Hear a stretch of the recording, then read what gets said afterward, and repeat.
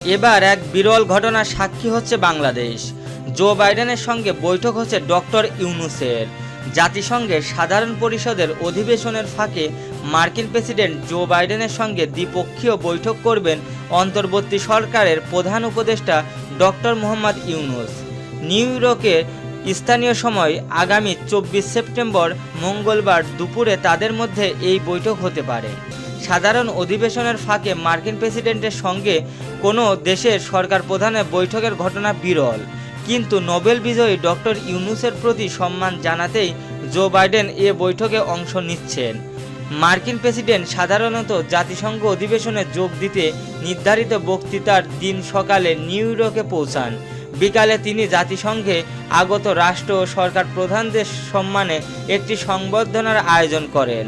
সাধারণ পরিষদের অধিবেশনের ফাঁকে কোনো দেশের শীর্ষ নেতার সঙ্গে তিনি সাধারণত দ্বিপক্ষীয় সাক্ষাৎ করেন না, তবে সংবর্ধনা অনুষ্ঠানে বিভিন্ন দেশের রাষ্ট্র ও সরকার প্রধানদের সঙ্গে তার দেখা সাক্ষাৎ হয়ে থাকে।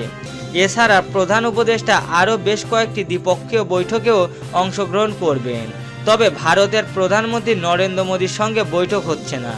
অন্যদিকে পররাষ্ট্র উপদেষ্টা তৌহিদ হোসেনের সঙ্গে ভারতের পররাষ্ট্রমন্ত্রী এস জয়শঙ্করের দ্বিপক্ষীয় বৈঠক হবে। যে যেখান থেকে আমাদের ভিডিওটি দেখছেন অবশ্যই একটি শেয়ার করে দিবেন। ধন্যবাদ সবাইকে। দেখা হবে পরবর্তী কোনো নিউজ নিয়ে।